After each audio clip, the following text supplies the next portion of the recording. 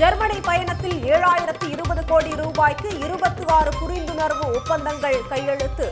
15,000 பேருக்கு வேலைவாய்ப்பு கிடைக்கும் என முதலமைச்சர் மு.க. ஸ்டாலின் அறிவிப்பு.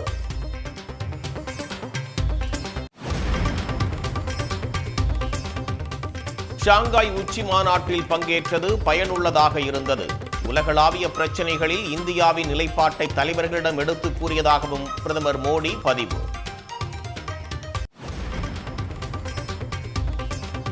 இந்தியாவுடனான வணிகம் ஒருதலைபட்சமான பேரழிவு என ட்ரம்ப் விமர்சனம். வேறு எந்த நாட்டிலும் இல்லாத வகையில் அமெரிக்காவிடம் அதிக வரி வசூலிப்பதாக குற்றச்சாட்டு.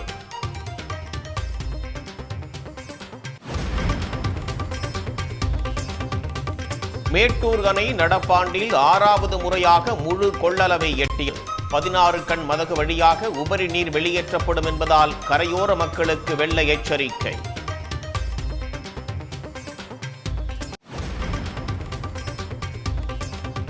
பொய் பேசி தமிழர்களை இழிவுபடுத்துவதுதான் பாஜக தலைவருக்கான தகுதியா என அமைச்சர் டி.ஆர்.பி. ராஜா கேள்வி.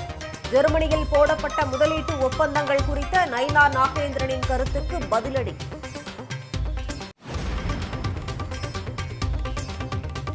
அதிமுக ஆட்சியில் அவனியாபுரத்தில் காளைக்கு சிலை அமைக்கப்படும். திருப்பரங்குன்றம் பரப்புரையில் எடப்பாடி பழனிசாமி அறிவிப்பு.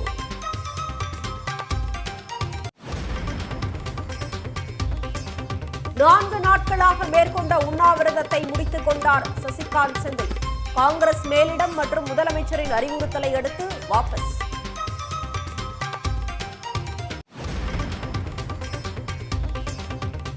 பாம்பன் மீனவர்கள் 10 பேருக்கு தலா 5 கோடி ரூபாய் அபராதம். அபராதத்தை கட்ட தவறினால் 18 மாத சிறை என இலங்கை நீதிமன்றம் தீர்ப்பு.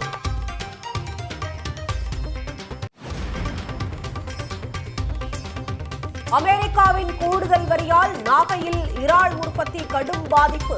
அடுத்த 40 நாட்களில் இறால் சேகரிப்பு தொடங்க உள்ள நிலையில் உற்பத்தியாளர்கள் கலக்கம்.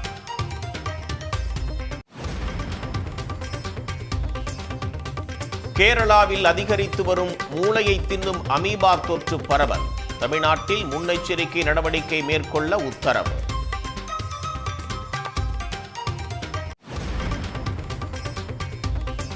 திருவள்ளூர் அருகே தான் படித்த அரசு உதவி பெறும் பள்ளிக்கு பேருந்து வாங்கி கொடுத்த முன்னாள் மாணவர் பேருந்து பராமரிப்பு செலவையும் ஏற்பதாக அறிவிப்பு.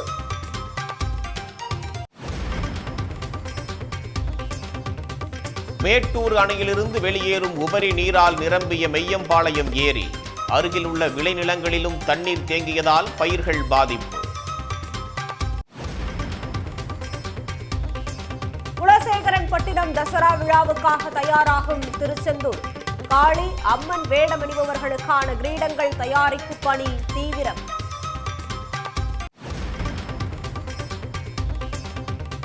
எர்ணாகுளம் எஸ்பி அலுவலகத்தில் களை கட்டிய ஓணம் பண்டிகை. ஊழியர்களோடு திருவாதிரை நடனமாடிய பெண் ஐபிஎஸ் அதிகாரி.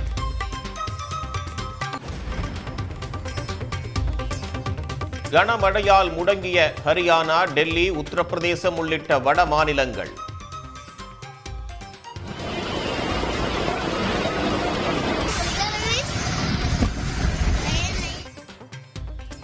வெள்ள பாதிப்புகளால் 25 ஆண்டுகள் பின்னோக்கி சென்று விட்டதாக பஞ்சாப் மக்கள் வேதனை.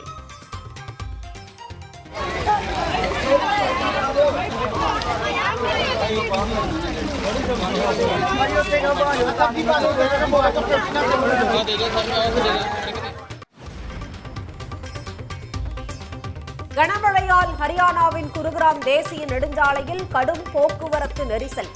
7 கிலோமீட்டர் தூரத்திற்கு அணிவகுத்து நின்ற வாகனங்கள்.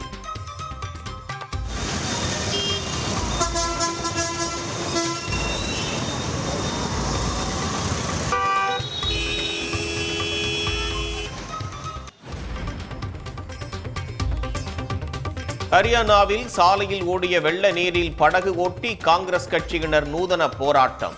பாஜக அரசின் மோசமான நிர்வாகமே பாதிப்புக்கு காரணம் என புகார்.